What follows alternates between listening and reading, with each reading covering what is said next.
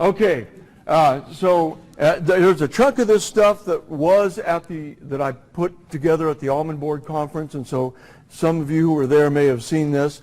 The four main things we're going to try and nail here is understanding soil moisture. Let's see, is that working? Oh, kind of. It's a tiny, can you guys see that little dot? Yeah, anyway, understanding, checking soil moisture, monitoring plant water status, a little bit of chunk on some fertilizer, nitrogen, and then the idea of tying it all together. What we're going to do is we're going to walk through what the Almond Board is putting together as their irrigation continuum. It's kind of a 1-0, 2-0, 3-0 sort of step, increasing in the comprehensive aspect of the technology monitoring that you're doing. My 4 points: soil moisture, get it in, uniform, right timing, right amount. I was perusing some of the information that Catherine has here in this Young Orchards Handbook. This is going to be a nice little tool. We'll touch one of these pages here. Hey, by the way, did everybody pick one of these up? Because towards the end of the talk, I want to hit this just a little bit. If you don't have it, raise your hand. Okay. So moving along that line, micro irrigation systems are obviously why, with an engineered depth of application, 0.6 to 1.5 inches per day. How many? Little poll here. How many of you folks here are using drip systems? Okay, about half. And then you got micro sprinkler systems. Okay, and we got some rotator users here. You got more of a frost concern than we do down in Kern. Okay, so and who is still running a flood block of trees? Nobody? Okay, we got to. All right. Well, okay. Well, the whole issue with the microsystem is now we have an engineered application rate by the hydraulics that went into that design, and we're not at the limit. We're not at the limitations of the infiltration characteristics, which can often change through the season. One of the reasons why we put in the cover crops to make it better on some improved soils. And what we're after is trying to understand the size of this cup right here. That is your soil moisture, available water holding capacity.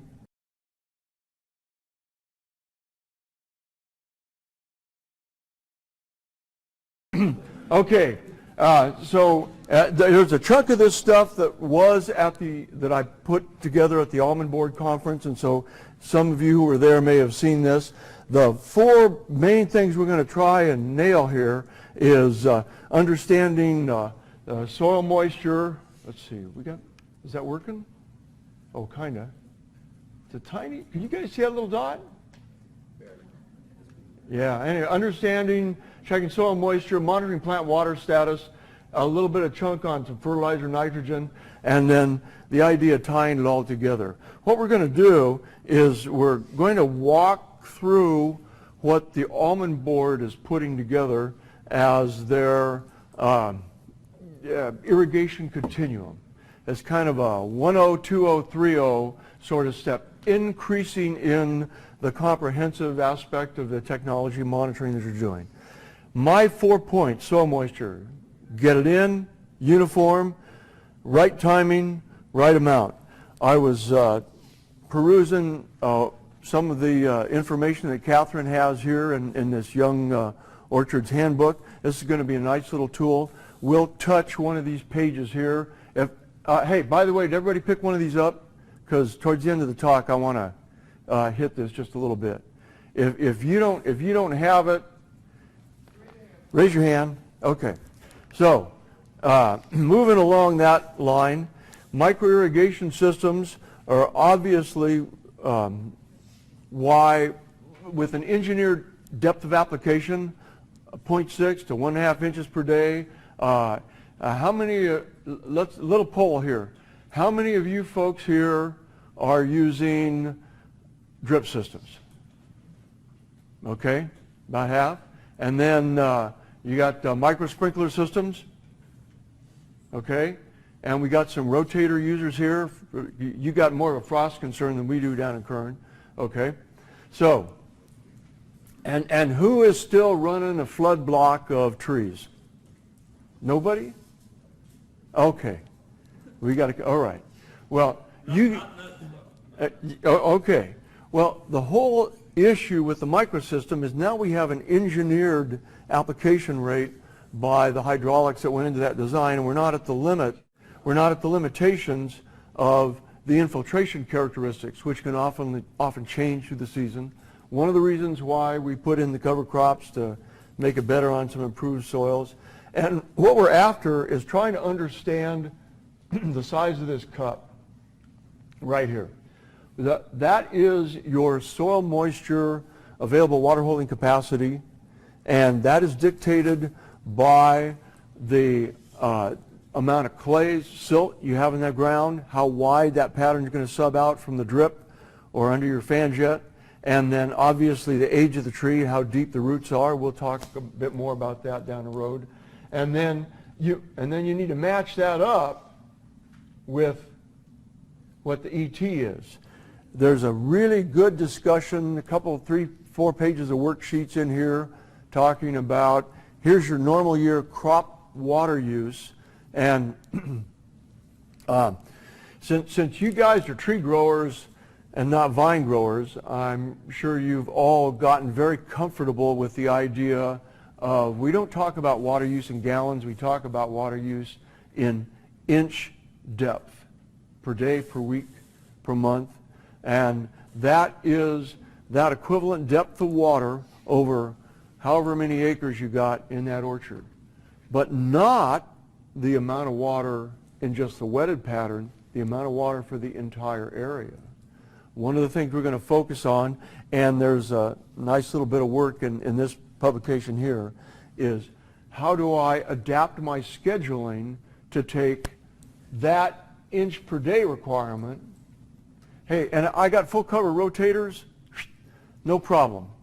You know, an inch applied with my rotators is an inch that the crop can use back up. But if I've only got a drip system or a fan jet system that's 40, 50%, 30% cover, then my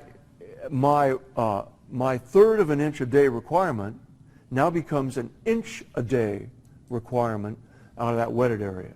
And I see some heads nodding out here, so you guys are familiar with this concept. Young trees, this is where it becomes really critical. So now we've got this fan jet system here. It's got some really good pressure. First leaf trees. How in the heck do I do the most? Okay, there's 2 components to think of here. Obviously, we all want to be efficient, and we are now under mandates to put up our nitrogen management plans, not leach nitrate, and water's even gotten expensive for you guys.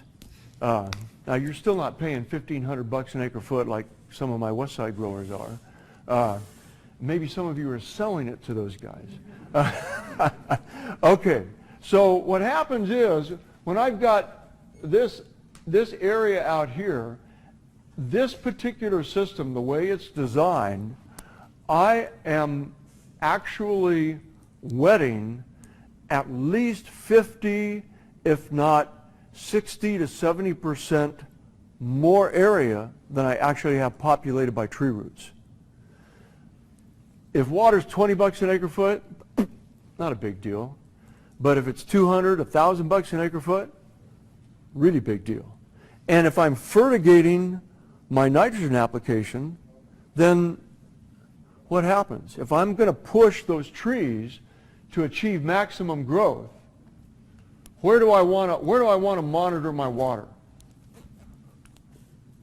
I want to monitor that water right there in the intensive root zone. Do I have roots out here? No, not yet. Actually, for some of the variety, for some of these real vigorous peach almond hybrids, by the end of that first leaf, I've dug up roots that are 5-6 foot away from the crown of the tree. And the good news is you can actually get rooting that extends beyond the canopy by the end of that first year. So I want to push those trees for all they're worth. I'm really going to key in on that zone there. That's where I put my watermarks, my Pure Sense, whatever it is. But it means that basically I'm going to irrigate with that system 50% more water than what the trees are actually going to use. Scheduling in that setting becomes difficult. Flood blocks, like I said, the infiltration may be anywhere from 1.5 inches up to 12 inch per day, or 8, 12-hour set run, however you work that. Here is a typical water holding capacity table for the 11 different USDA soil textures. You go all the way from 1.2 up to 4.8 inches per foot that dirt can hold on to under field capacity. But if you look at this, the wilting point is that water that is held in the really fine pores. It's held so tightly that the roots cannot easily bring it back. We basically call that unavailable water. So the available, which is talked about in this publication also, is the difference between those two. So if you take the field capacity total minus the wilting point, look at what you come up with. The real sandy stuff, sand, loamy sand, you're down here around 1 inch, less than 1 inch. But as soon as you get to a fine sandy loam, up to the clay loams, look at an interesting thing happens. It's almost all 2 inches. And I'm convinced this is one of the things God designed to help us manage water and grow food, even when, you know, we didn't have calculators and not much more to dibble stick.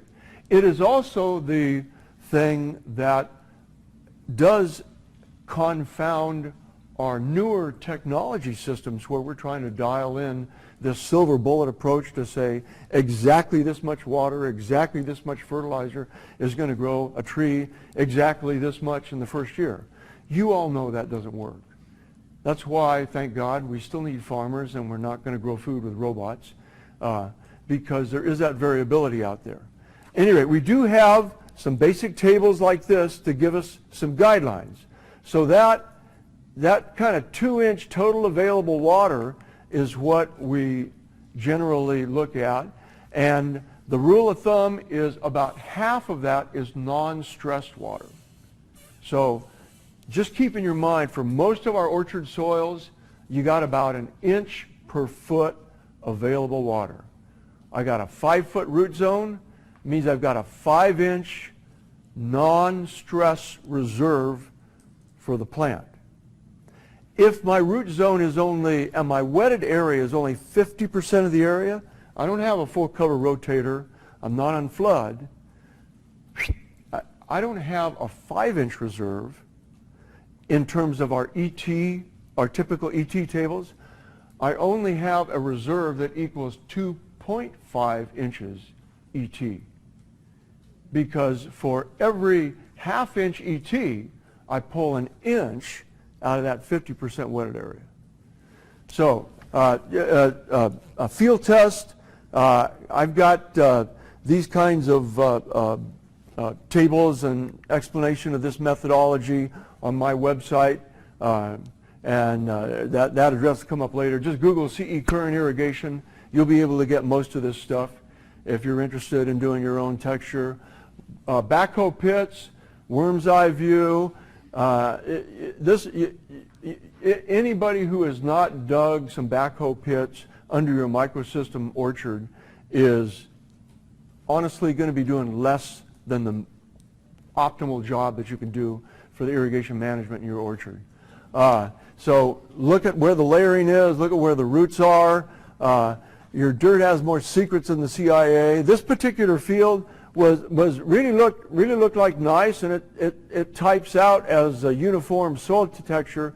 But if you look at this top 18 inches here, there was really high level of silt, high amount of alkali, and you can see that the roots didn't start proliferating till you got into a little less alkaline area, a little more sand and less silt and good clay aggregation down here.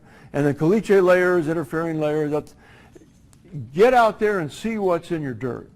Whether you got coarse texture sand or this fine sandy loam, it makes a big difference in the end of the day. And auger, who's got an auger in the back of your truck?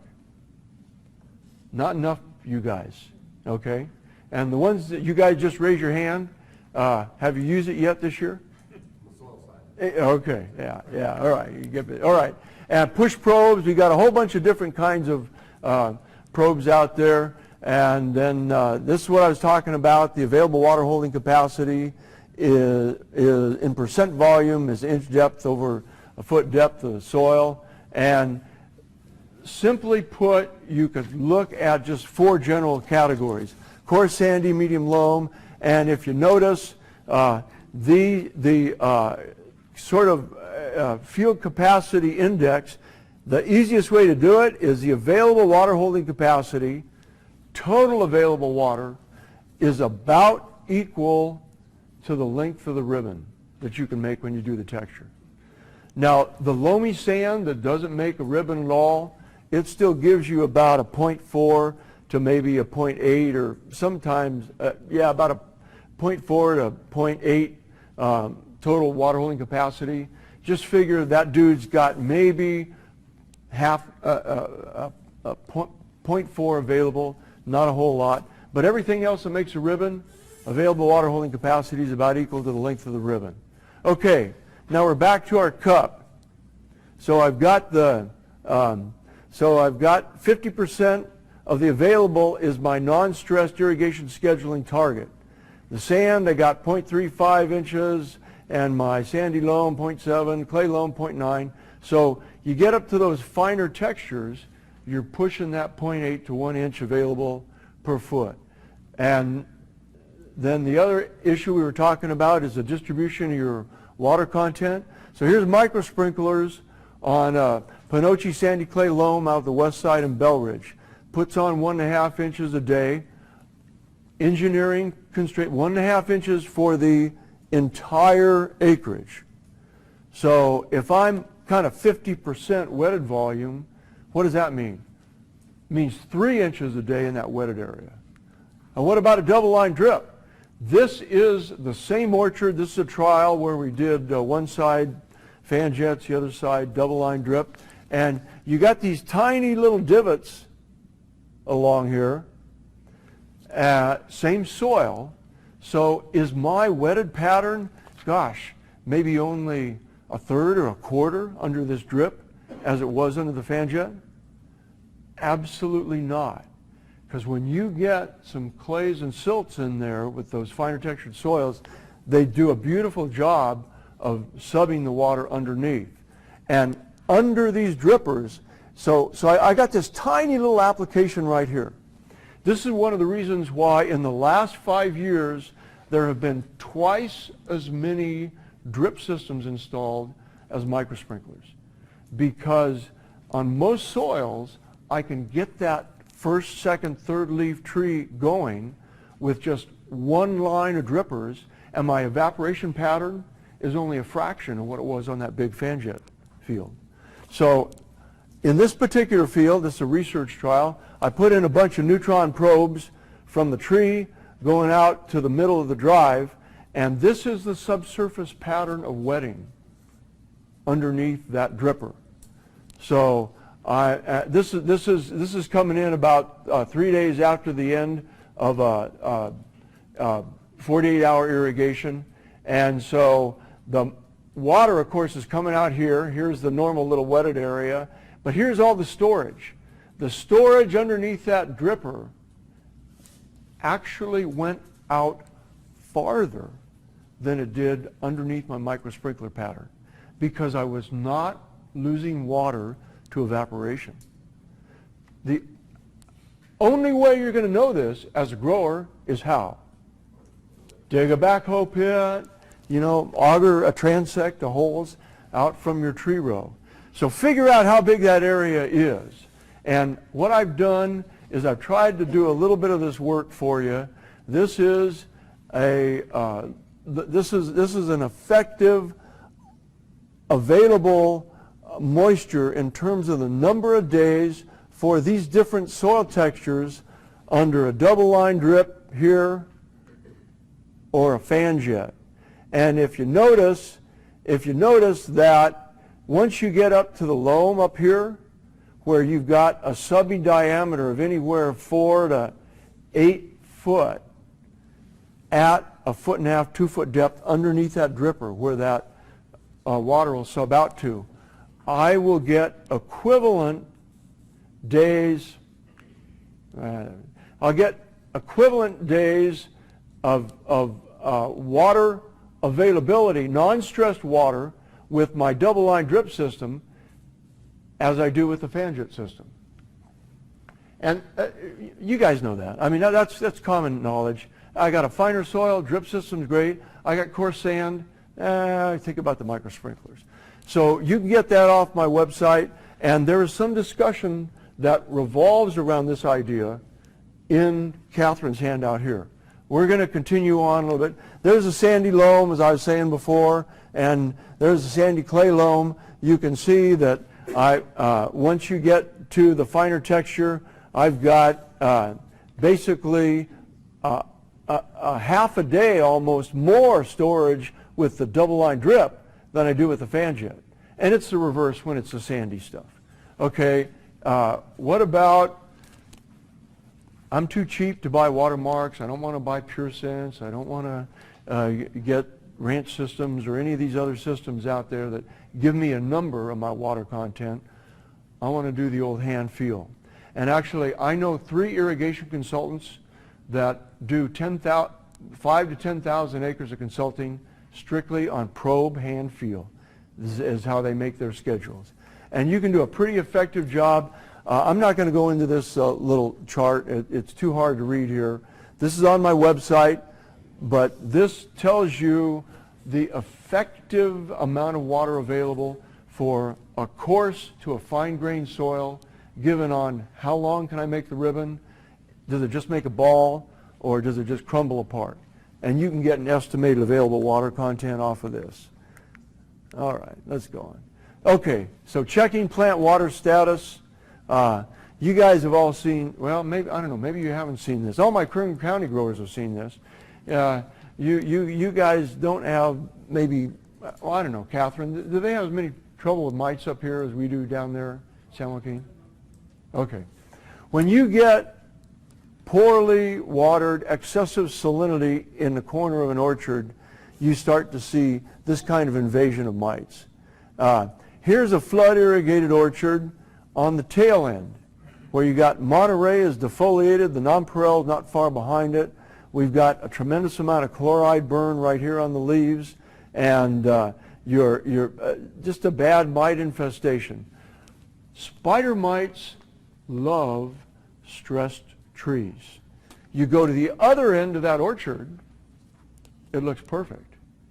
This is the head end of the orchard. I put this slide up here to emphasize the idea of distribution uniformity.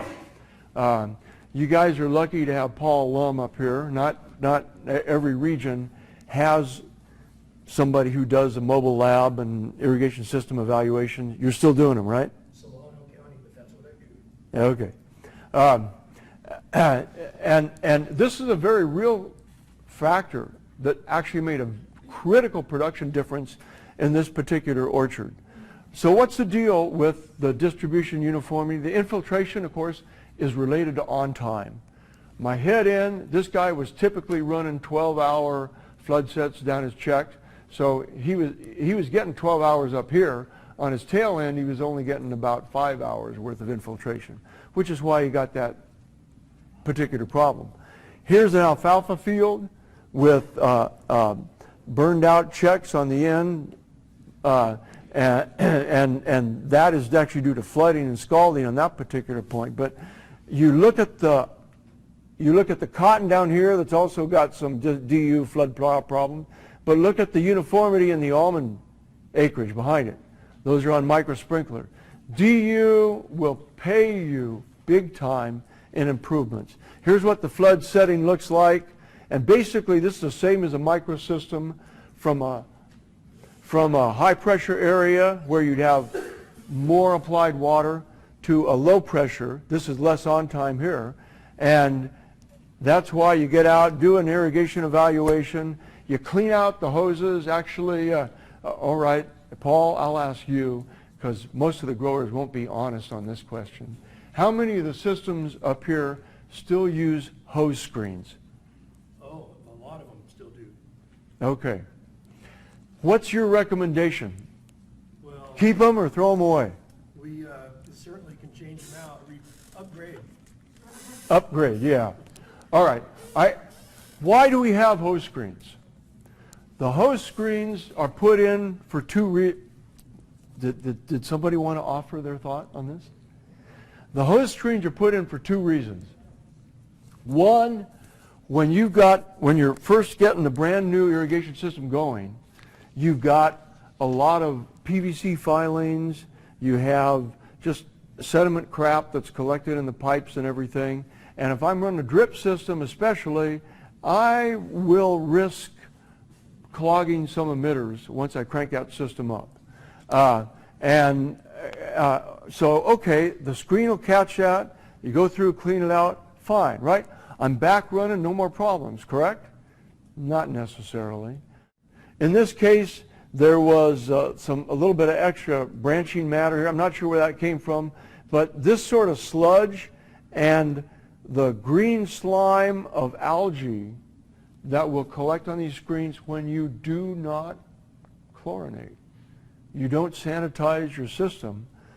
I have seen more drip systems get gummed up from this kind of stuff than I ever have seen you being able to save drip emitters from clogging by catching crap in the system. In my 30 years of doing this and talking with hundreds of growers who are working thousands of systems, there's only one grower I know who can tell me he had a big enough break in the main line that actually the hose screens helped save him from a blowout clogging up some of his drip hoses. But I personally have measured pressure losses in orchards, observed poor performing rows because of these clogged screens in probably about close to 200 different orchards. So most of the guys I know, you throw them out and just replace the occasional emitter as you need to. Precipitate clogging is another issue that happens. What's going on right here? Elevation difference, impact in DU. These are non-pressure compensated fan jets. You see the valve was put in right here, but this extra 12-foot of rise, you don't have the pressure, you don't have the flow. Use pressure compensated drippers and things like that. Automatic subunit valves in your field. Who has pressure regulators out in your field? Paul, you got to get busy. Look, I saw two hands maybe, but I'll guarantee you, who has had a microsystem put in the last 10 years? Okay, well, only a minority. I'll guarantee you that unless you've gone the super cheapo guy, you've probably had automatic regulators with these kind of pilots installed out in that field.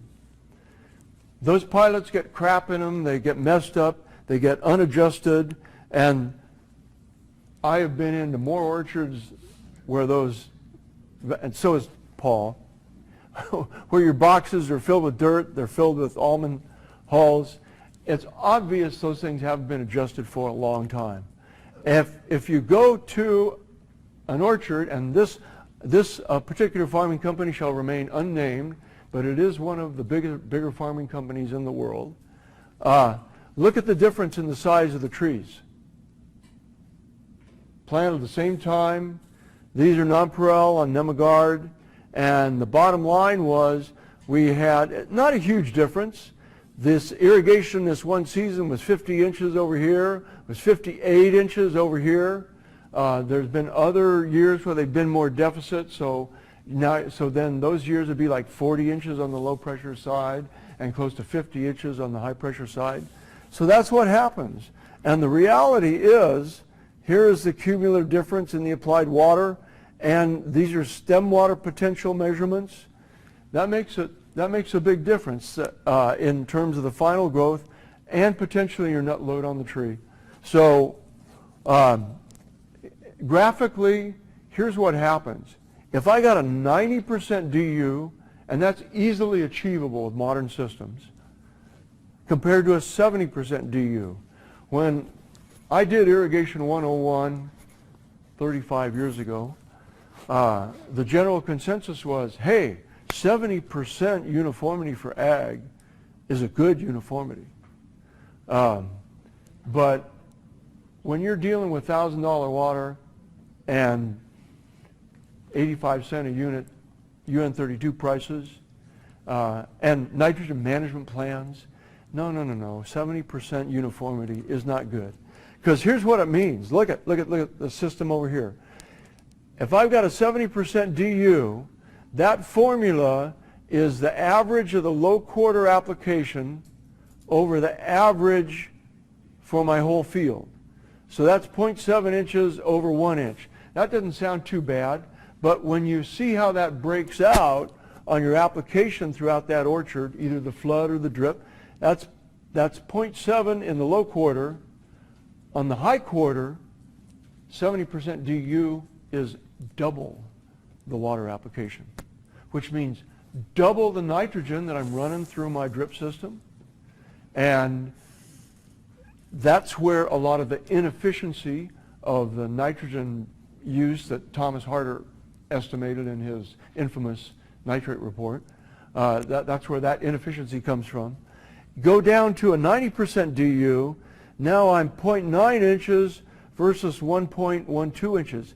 That's still a 20% difference, which does have a cost for water and for nitrogen.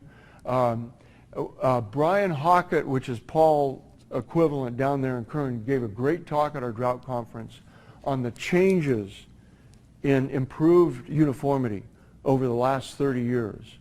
And on the average, we were running for microsystems about 75%, maybe 30 years ago.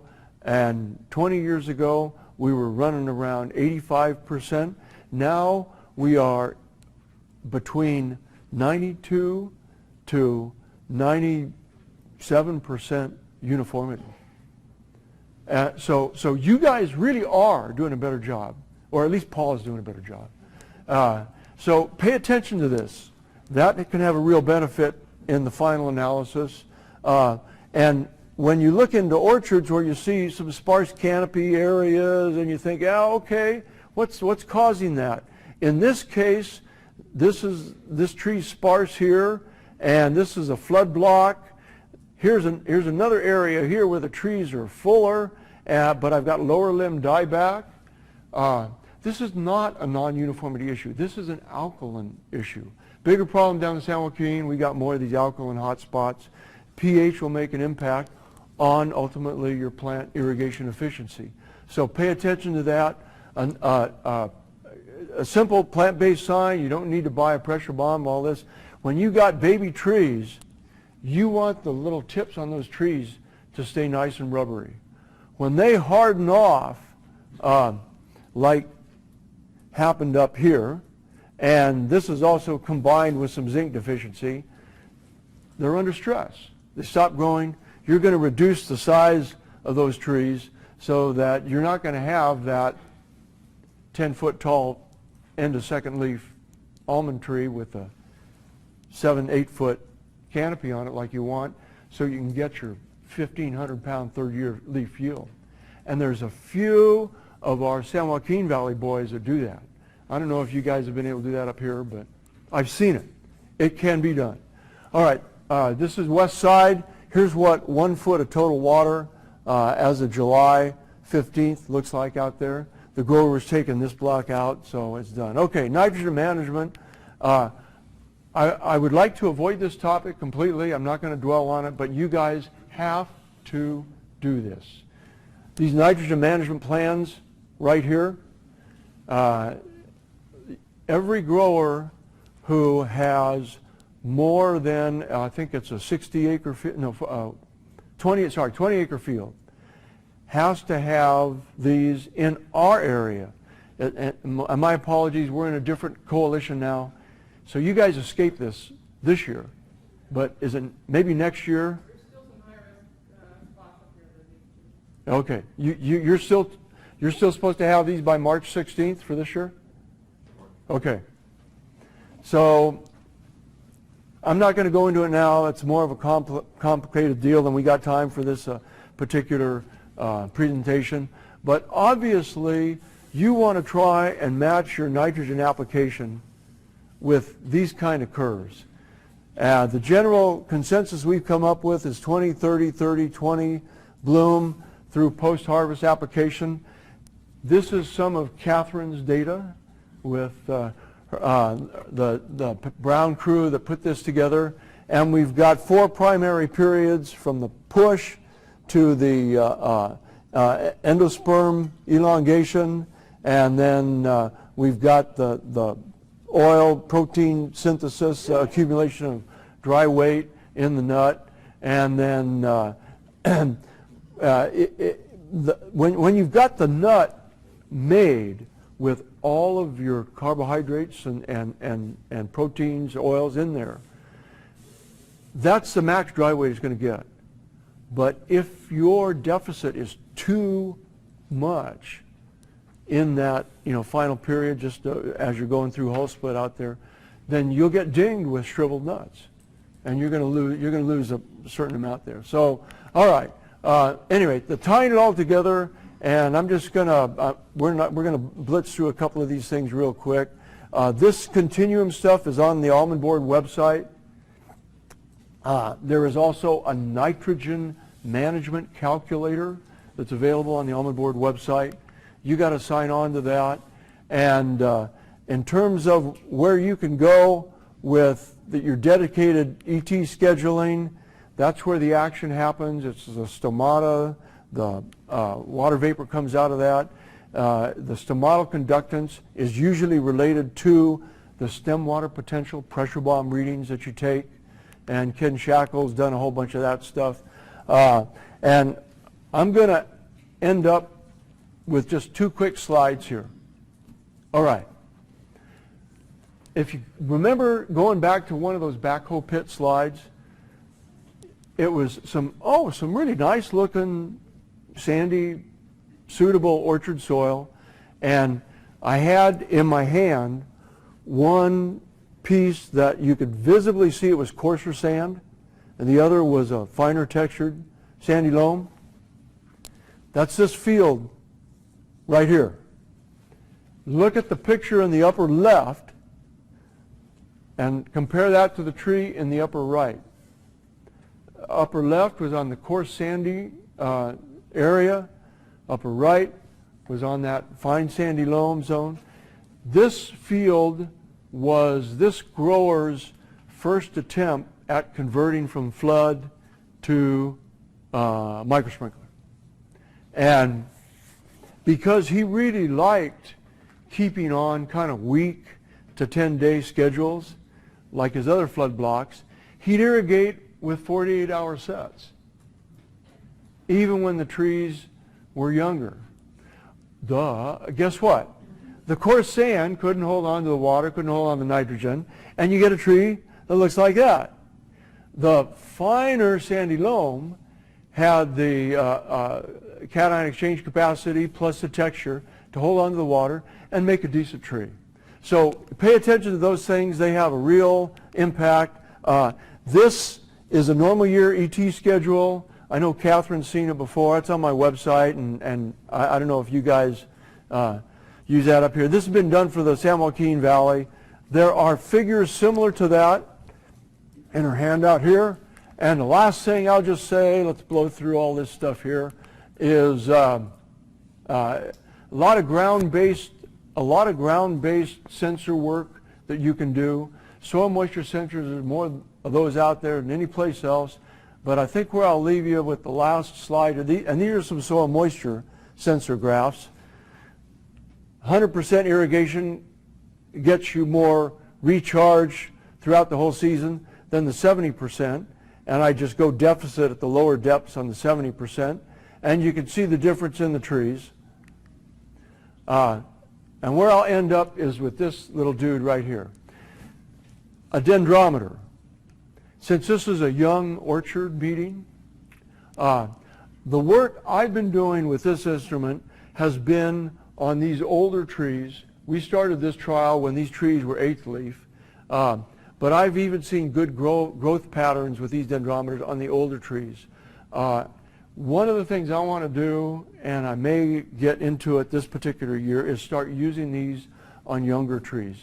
Does anybody have any experience with these? The Phytech company is the one selling this system. They do not sell parts, they only sell data. They'll set up one spot for, they're charging, last I heard, $150 a month. And you get 2 of these dendrometers. They put in this little data modem. No, I don't know how it works. They don't need a great big tower like that. It's just this little box right there has a cell modem in it, and it's had a pretty good clear signal. So I don't have a tower that's in the way of shakers or pruners, hedgers, anything. And they put this little dendrometer on the side of the tree here, and then the other tree next to it. So I got 2 dendrometers and 1 soil moisture sensor that's down there, and then this little box. And it gives me a sense of the shrink swell every day on that tree. And when you're growing baby trees, what you want to have is something that tells you, all right, I want the maximum expansion on that trunk, growth in the canopy, and trunk circumference is the most highly correlated index we have for total tree biomass. So if I've got something that can show me, you see the shrink swell up and down during the day and night, but the slope of that line keeps going up. That gives you an immediate, day-by-day, real-time track on the fact that, hey, I am right on the maximum edge of pushing this tree for all it's worth. If you think you're irrigating a little bit too much, well then just drop your schedule back. Instead of I don't know, instead of 16 hours every 4 to 7 days, drop back and do 12 hours every 4 days. If you have one of these little guys on it, and that reduction of irrigation is not sufficient to supply the tree, you will see the shrink swell during the day increase, because now the tree's got to pull harder during the day, the vessel cells shrink, and you get more shrinkage. So you get this deeper valley day and night, and the slope that may have been up like that will slow down a bit. So you put the gas pedal on a bit more.